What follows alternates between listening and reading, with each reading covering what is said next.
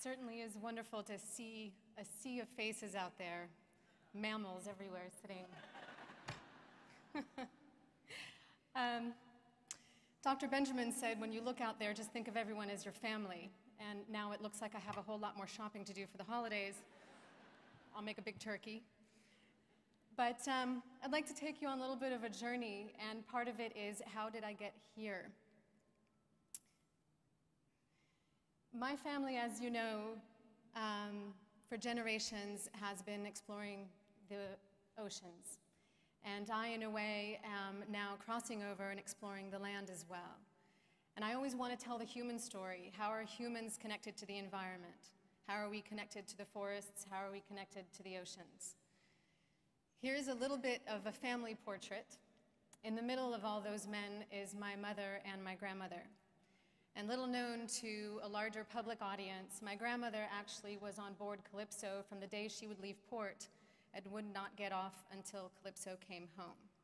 The men would fly in and out as their schedule permitted. My mother was an expedition photographer for 13 years and would come home with stories, but she was always behind the camera. And so it's really a great honor for me to be a third generation in this family, but more importantly, a third generation of women out there exploring and bringing this back to you.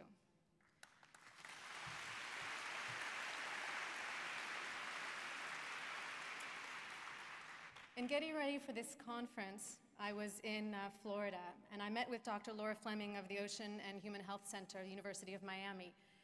And I said, what am I doing speaking to, well, now it's about 10,561 people in the health industry. So I began to tell my story. And I said, I can't become a health specialist in less than 6 months. I can certainly try. And as I was telling my story of how I got here, she looked at me, she said, that is what you tell them. Why am I here? I went to the Amazon in 1982. I was just about 9 years old. And I went with my grandfather aboard Calypso, spent a couple of weeks with him there. Of course, my grandmother was there. She was nurse, she was hairdresser, she was confidant, she was a mother, and our extended family kept growing. I went back in 2006 and 2007 as an adult. And it was there really that everything came together for me, that as a child I grew up with this family, and now as an adult, this is really what my direction was meant to be. I studied psychology, so health of a different kind, and then I went on to study intercultural relations. And now everywhere I go, I see the intersection of humans and the environment. The photo you see here is the slum area of Belén, a part of Iquitos in Peru. The people that live in these homes don't have adequate resources of water, and they throw their trash out the windows. So when the Amazon River rises, it carries the trash away. This is also where they swim, in the same waters you just saw in the previous photo. But in the forests of this area, there is also some of the cleanest water you will ever find. And the resources that we need to live, nature has for us. As we were hiking through the forest, we ran out of water. We were luckily with locals, which we always work with.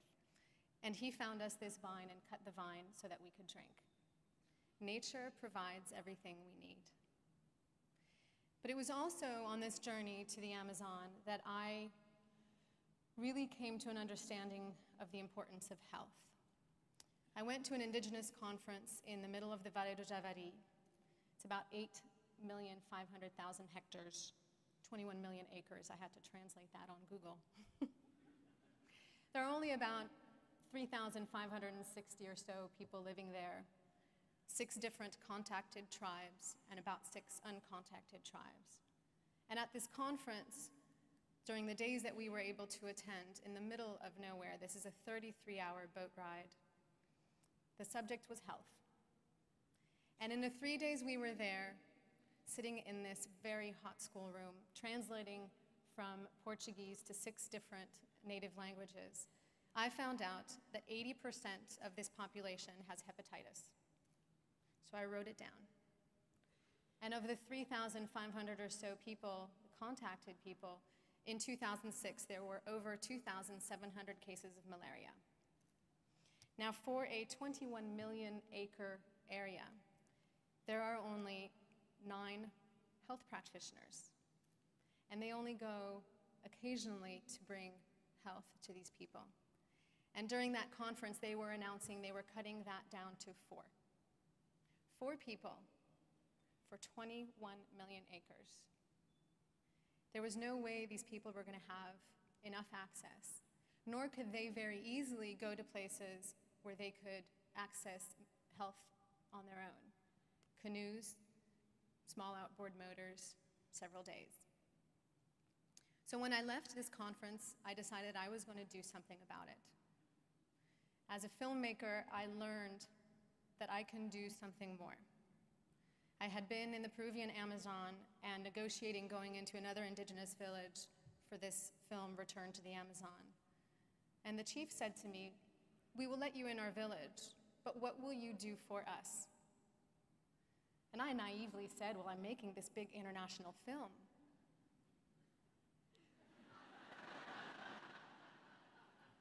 Didn't seem to be enough. And I said, "The international community will see what's happening here. The oil companies are drilling in your backyard, contaminating your forest, contaminating the water sources in which you swim, drink, fish, wash your children. And they will see what's happening." And he smiled. He said, "That's nice. Do you really think that person watching your film is going to do anything to help us? Do you really think they're going to go to bed and then wake up the next morning and actually do something?" He says, "Medical professionals come here, and they want to study our medicinal plants. They ask us to come to the villages, and we let them. And we teach them everything we know about the medicinal plants. We take them into the forest, we show them how we prepare them, and they make promises to help us, and they go home and they make their little white pills, and nothing comes back to my village." He says, "Anthropologists do the same. They want to come into our villages and learn about our culture and our history, and we welcome them with open arms. And we tell them our stories, and they write their notes. And we pass down our history, and they write their notes. And they make promises to help us, and they go home, and we see nothing." He said, "As well-intentioned as you are making this film, it's not enough." And that was the best adult lesson of my life. It is not enough. I have a great intention. I make these great films. But what is coming back to those communities who need more? So in the moment I attended that conference, I saw my opportunity to give back, not on behalf of any other organization, but on behalf of myself as somebody who had access to this place, who had information, and therefore who had a door open to bring something back and to help in a way that they needed, in a way that they asked for. I spent a year trying to bring a team of doctors down into this area. Now, being completely outside the medical profession, this was a huge learning curve. I went down to the University of New Mexico. I was living in Santa Fe at the time, talked to the department there, and I said, "Okay, I have this crazy idea. Would you be interested?" And eventually, we had a staff person willing to sponsor a program where they would send medical students down into this area. And I had a nonprofit organization ready to donate medical supplies. Now, granted, this is what I would do somewhere between 11 and 12 p.m., somewhere between trying to make films, doing conferences, running around, and it was really tough. And at the end of the year, I met so many obstacles in making this happen that I decided I had to let it go, which is one of the most difficult lessons of my adult life. How do I let these people down? How can I do that? What they needed was somebody on the ground. What they needed was a nonprofit organization and a group of people on location to work on this. And what they also needed is less barriers on the part of the governmental organizations that didn't allow foreign doctors to come into the area. They thought their 4 health officials were sufficient. A couple of weeks after this, I got an email. And it was very random that it was sent to me. But it was a nonprofit organization looking for volunteers to go with a medical team into the Peruvian Amazon.